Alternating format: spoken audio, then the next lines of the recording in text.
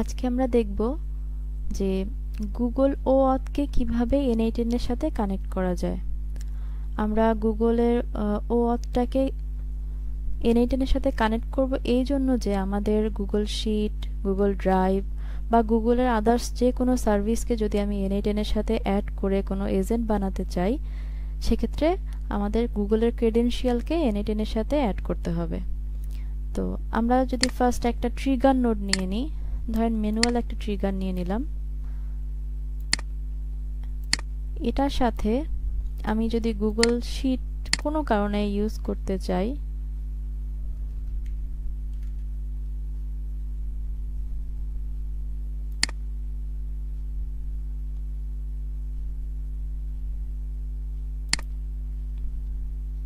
আচ্ছা আমি একটা নোড নিলাম যে আমি গুগল শিট ক্রিয়েট করব। এটা আপনার মানে গুগলের ক্রেডেনশিয়াল দেখানোর জন্য আমি নিলাম। তো এখন আমাকে যেটা করতে হবে, আমাকে গুগলের ক্রেডেনশিয়াল নিতে হলে আগে হচ্ছে আমাদের একটা গুগলের একটা অ্যাকাউন্ট থাকতে হবে। আই মিন যদি কারো জিমেল অ্যাকাউন্ট থাকে, সেই জিমেল অ্যাকাউন্ট দিয়ে আমাকে শুরুতে যেতে হবে গুগল ক্লাউড কনসোলে। আগে একটু দেখাই যে কেন আমরা হচ্ছে গুগল ক্লাউড কনসোলে এটাকে কানেক্ট করব। দেখুন, আমরা যখনই গুগলের কোনো একটা সার্ভিস নিতে চাইবো, তখনই হচ্ছে সে কিন্তু আমাকে বলবে যে ক্রেডেনশিয়াল টু কানেক্ট উইথ, আমাকে একটা ক্রেডেনশিয়াল এখানে কানেক্ট করতে হবে। তো অলরেডি আমার একটা কানেক্টেড আছে, আমি সেটা না দেখিয়ে নতুন একটা দেখাচ্ছি। ক্রিয়েট নিউ ক্রেডেনশিয়ালে যখনই আমি যাব, তখন দেখুন এখানে আমাকে একটা OAuth রিডিরেক্ট URL দিয়েছে এবং সে চাচ্ছে ক্লায়েন্ট আইডি এবং ক্লায়েন্ট সিক্রেট। এটা হলে আমি আমার গুগলের যে অ্যাকাউন্ট থাকবে তাকে আমি এই আমার n8n এর সাথে কানেক্ট করতে পারবো। তো এর জন্য আমি আগে গুগল ক্লাউড কনসোলে যাচ্ছি। তো গুগলে সার্চ করলাম, এখানে চলে আসছে গুগল ক্লাউড। আমি এখান থেকে কনসোলে চলে যাচ্ছি। দেখুন এখানে আমার আগে থেকে একটা প্রজেক্ট আছে। তো আপনারা যেটা করবেন, আগে হচ্ছে একটা নতুন প্রজেক্ট ক্রিয়েট করবেন। আমি প্রজেক্ট নেমের উপরে ক্লিক করার পরে দেখুন নিউ প্রজেক্ট, এখানে আপনি আপনার প্রজেক্টের একটা নাম দিবেন n8n প্রজেক্ট 2। কোনো অর্গানাইজেশন দিচ্ছি না, ক্রিয়েট করছি। আচ্ছা, তাহলে আমার যেটা হচ্ছে, অ্যাট ফার্স্ট আমার একটা প্রজেক্ট এখানে ক্রিয়েট হলো। তো আমি এখান থেকে ওই প্রজেক্টটাকে সিলেক্ট করে নেব। মেক শিওর যে আপনি যে প্রজেক্টটা তৈরি করলেন সেটা যেন এখানে সিলেক্টেড থাকে। তো n8n প্রজেক্টটা এখানে সিলেক্ট হয়েছে। এখন আমি যেটা করব, আমি এখান থেকে নেভিগেশন মেনু থেকে আমি এখানে যাব API সার্ভিসেসের সাব মেনুতে, আপনি এখানে পাবেন OAuth কনসেন্ট স্ক্রিন। তো আমি এখানে চলে যাচ্ছি। এখানে যাওয়ার পরে গেট স্টার্টেড, এখানে অ্যাপের একটা নাম দিবেন। আমি নাম দিচ্ছি টেস্ট অ্যাপ।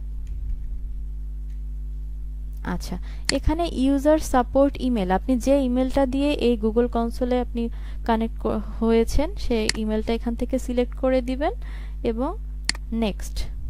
এখান থেকে এক্সটার্নাল সিলেক্ট করতে হবে, নেক্সট। কন্ট্যাক্ট ইনফরমেশন, এখান থেকে আপনি আপনার ইমেলটাকে দিয়ে দিতে পারেন।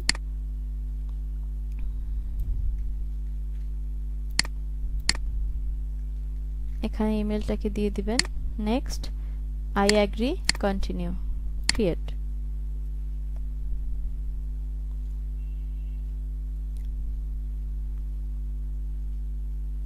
আচ্ছা, এখানে এখন আপনাকে করতে হবে ক্রিয়েট OAuth ক্লায়েন্ট, আপনাকে একটা ক্লায়েন্ট ক্রিয়েট করতে হবে।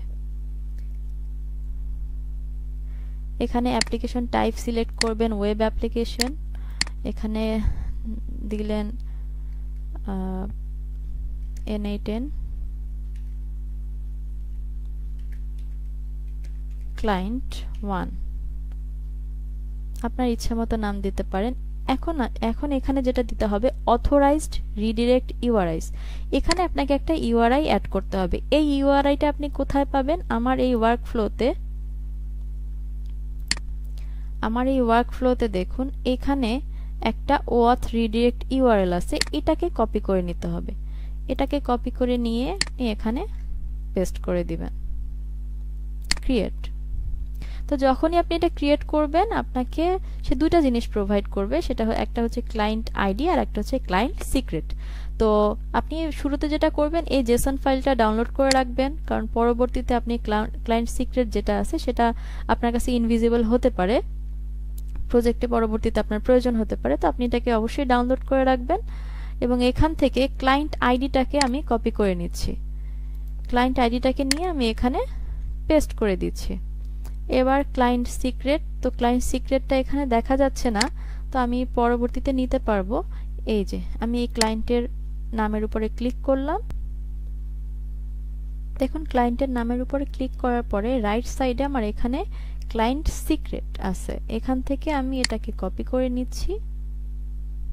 কপি করে নিয়ে আমি এখানে পেস্ট করে দিলাম। আচ্ছা, এখন আমি এটাকে গুগলে সাইন ইন করব, কিন্তু এর আগে আরো কিছু কাজ আমাকে করতে হবে। তার মধ্যে প্রথমে হচ্ছে আপনাকে, দেখুন আমি এই যে ক্লায়েন্টসে ছিলাম, এখান থেকে অডিয়েন্সে যেতে হবে। অডিয়েন্সে আপনাকে একজন টেস্ট অডিয়েন্স আপনাকে অ্যাড করতে হবে। যে আমি অ্যাড ইউজারে গিয়ে এখানে আমি আমার ইমেলটা দিয়ে দিচ্ছি, যে ইমেলটা দিয়ে আমি এটাকে অ্যাক্সেস করছি। এটাকে সেভ করে দিতে হবে, ডবল ক্লিক করবেন অবশ্যই। সেভ হয়ে গেছে, তার মানে আমার এখানে টেস্ট ইউজার অ্যাড করা হয়েছে। এবং একই সাথে আমি আবার এপিআই অ্যান্ড সার্ভিসেসে গিয়ে সার্ভিসেস থেকে এনাবেলড এপিআই অ্যান্ড সার্ভিসেসে ক্লিক করব। সো এখানে যেটা করতে হবে আমাকে, এখানে লাইব্রেরিতে গিয়ে আমাকে গুগলের যে সার্ভিসগুলো আমি ইউজ করতে চাচ্ছি সেগুলোকে এনাবেল করে দিতে হবে। লাইক আমি এখন গুগল শিট নিয়ে কাজ করতে চাচ্ছি, তো আমাকে গুগল শিট এপিআই তে যেতে হবে, এখানে গিয়ে এটাকে এনাবেল করে দিতে হবে।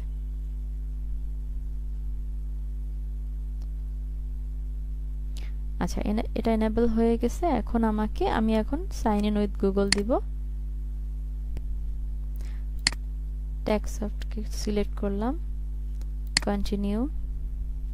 এখান থেকে সবগুলো সার্ভিস সিলেক্ট করে দিতে হবে, কন্টিনিউ।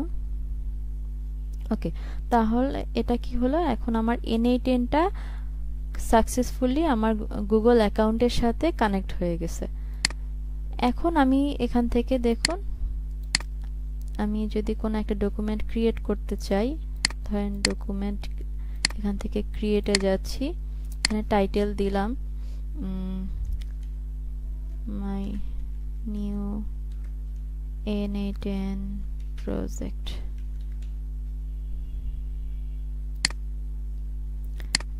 একটা শীটের নাম দিলাম টেস্ট 1।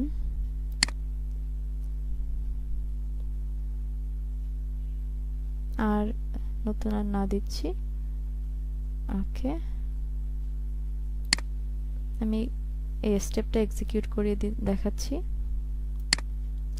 দেখুন একটা নতুন গুগল শিট কিন্তু ক্রিয়েট হয়ে গেছে আমার ওই ইমেইলে, আমি সেটা পরে দেখব।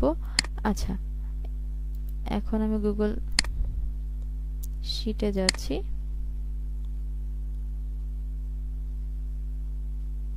দেখুন এখানে মাই নিউ N8N প্রজেক্ট নামে একটা শিট কিন্তু ক্রিয়েট হয়েছে মাত্রই।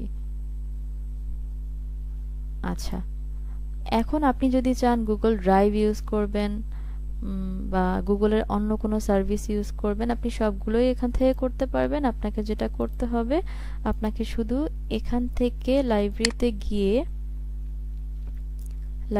গিয়ে গুগলের এইখান থেকে জিমেইল হোক, ড্রাইভ হোক, ক্যালেন্ডার হোক, এগুলোকে জাস্ট এনাবেল করে দিতে হবে। যেই সার্ভিসটা আপনি ইউজ করতে চান সেগুলোকে জাস্ট এনাবেল করে দিতে হবে।